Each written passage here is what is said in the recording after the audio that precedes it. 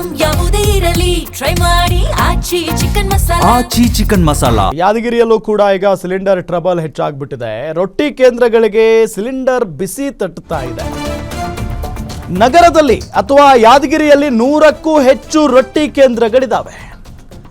ರೊಟ್ಟಿ ವ್ಯಾಪಾರದಲ್ಲಿ ಸ್ವಾಭಿಮಾನದ ಬದುಕು ಕಟ್ಟಿಕೊಂಡಿದ್ರು ಸಾಕಷ್ಟು ಜನ ಮಹಿಳೆಯರು.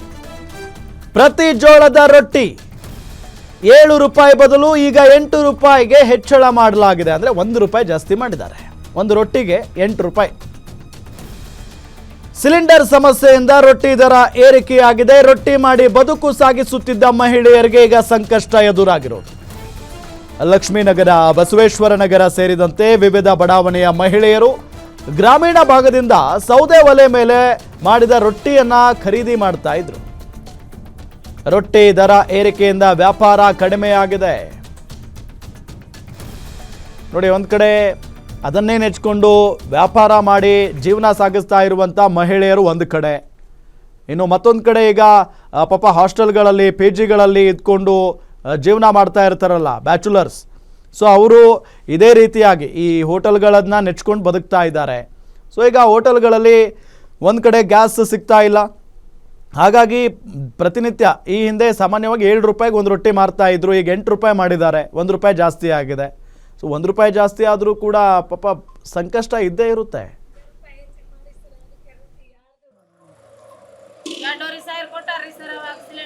ದೇಶದಲ್ಲಿ ಗ್ಯಾಸ್ ಟ್ರಬಲ್ ಎದುರಾದ ಪರಿಣಾಮವಾಗಿ ಇದರ ಬಿಸಿ ಈಗ ಯಾದಗಿರಿ ಜಿಲ್ಲೆ ಸಾಕಷ್ಟು ರೊಟ್ಟಿ ಕೇಂದ್ರದ ಮಹಿಳೆಯರಿಗೆ ಕೂಡ ಇದರ ಬಿಸಿ ತಟ್ಟಿದೆ. ಯಾದಗಿರಿ ನಗರದಲ್ಲಿ ಸಾಕಷ್ಟು 100ಕ್ಕೂ ಹೆಚ್ಚು ರೊಟ್ಟಿ ಕೇಂದ್ರಗಳಿದ್ದಾವೆ. ಆದರೆ ಈಗ ಇಡೀ ದೇಶದಂಥ ವಾಣಿಜ್ಯ ಬಳಕೆ ಸಿಲಿಂಡರ್ ಕೊರತೆ ಉಂಟಾಗಿದೆ. ಅದೇ ರೀತಿಯಾಗಿ ಈಗ ಯಾದಗಿರಿ ಜಿಲ್ಲೆಯಲ್ಲಿ ಕೂಡ ವಾಣಿಜ್ಯ ಬಳಕೆ ಸಿಲಿಂಡರ್ ಕೊರತೆ ಉಂಟಾದ ಪರಿಣಾಮವಾಗಿ ಇದರ ಬಿಸಿ ಈಗ ಯಾದಗಿರಿ ನಗರದಲ್ಲಿ ಏನು ಲಕ್ಷ್ಮೀನಗರ, ಬಸವೇಶ್ವರ ನಗರ ಸೇರಿದಂತೆ ವಿವಿಧ ಬಡಾವಣೆಯಲ್ಲಿ ಹೆಚ್ಚಿನ ಸಂಖ್ಯೆಯಲ್ಲಿ ಮಹಿಳೆಯರು ಸ್ವಾಭಿಮಾನದ ಬದುಕನ್ನು ರೊಟ್ಟಿಯನ್ನು ತಯಾರಿ ಮಾಡಿ ಅವರು ರೊಟ್ಟಿ ಮಾರಾಟ ಮಾಡಿ ಬದುಕನ್ನು ಕಟ್ಟಿಕೊಂಡಿದ್ದರು. ನೂರಾರು ಕುಟುಂಬಸ್ಥರು ರೊಟ್ಟಿ ತಯಾರಿ ಮಾಡಿ ರೊಟ್ಟಿಯನ್ನು ಮಾರಾಟ ಮಾಡಿ ಜೀವನ ನಡೆಸ್ತಾ ಇದ್ರು. ಪ್ರಮುಖವಾಗಿ ಮಹಿಳೆಯರು ಹೆಚ್ಚಿನ ಪ್ರಮಾಣದಲ್ಲಿ ಸ್ವಾಭಿಮಾನದ ಬದುಕನ್ನು ಈಗ ಕಟ್ಟಿಕೊಂಡಿದ್ರು. ಆದರೆ ಈಗ ಇಡೀ ರೊಟ್ಟಿ ಮಾರಾಟ ಮಾಡಿದರೆ ತಮ್ಮ ಅಂದಿನ ಜೀವನವನ್ನು ಬದುಕು ಸಾಗಿಸ್ತಿದ್ರು. ಆದರೆ ಈಗ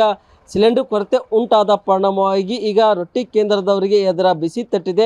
ಯಾಕಂತಂದ್ರೆ ಸಿಲಿಂಡರ್ ಸರಿಯಾಗಿ ಸಿಕ್ಕಿದ್ರೆ ಎಂದಿನಂತೆ ರೊಟ್ಟಿಯನ್ನು ತಯಾರಿ ಮಾಡಿ ಮಾರಾಟ ಮಾಡ್ತಾಯಿದ್ರು. ಅದು ಕೂಡ ಈಗ ಸಿಲಿಂಡರ್ ಕೊರತೆ ಉಂಟಾದ ಪರಿಣಾಮವಾಗಿ ಇದರ ಬಿಸಿ ಈಗ ರೊಟ್ಟಿ ಕೇಂದ್ರದವರಿಗೆ ತಟ್ಟಿದೆ. ಸೌದೆ ಒಲೆ ಮೇಲೆ ರೊಟ್ಟಿಯನ್ನು ಮಾರಾಟ ಮಾಡುವವರು ಮಹಿಳೆಯರು ಕೂಡ ರೊಟ್ಟಿಯನ್ನು ಪ್ರತಿಯೊಂದು ರೊಟ್ಟಿಗೆ ಅವರು ಕೂಡ 1 ರೂಪಾಯಿ ಹೆಚ್ಚಳ ಮಾಡಿದ್ದಾರೆ. ಇದರ ಹಿನ್ನೆಲೆಯಲ್ಲಿ ಈಗ ಬಹುತೇಕವಾಗಿ ಇಲ್ಲಿ ನಾವು ರೊಟ್ಟಿಗಳನ್ನೇನು ಇಲ್ಲಿ ರೊಟ್ಟಿ ಕೇಂದ್ರದಲ್ಲಿ ಇಟ್ಟಿದ್ದಾರೆ.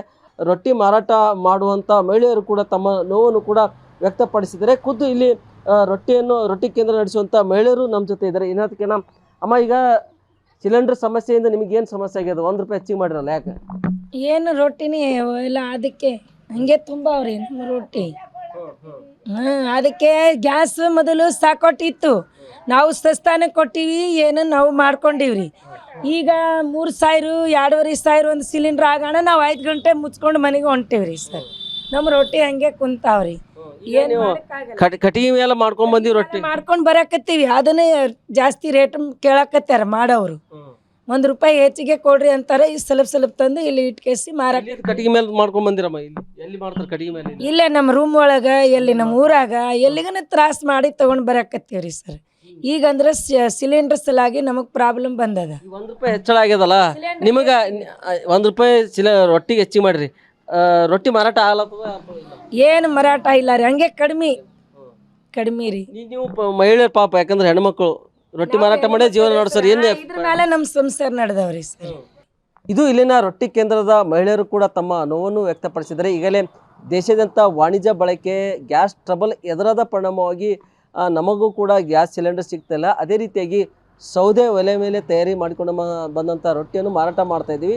ದರ ಹೆಚ್ಚಳದಿಂದ ಮಾರಾಟ ಕೂಡ ಕುಸಿತ ಕಂಡಿದೆ. ಇದರಿಂದ ಜೀವನ ನಡೆಸಲು ಕೂಡ ಕಷ್ಟವಾಗಿದೆ ಎಂದ ಮಾತನ್ನು ಹೇಳಿದ್ದಾರೆ. ನಾಗಪ್ಪ ಮಲ್ಲಿ ಪಟೇಲ್, ಗ್ಯಾರಂಟಿ ನ್ಯೂಸ್, ಯಾದಗಿರಿ.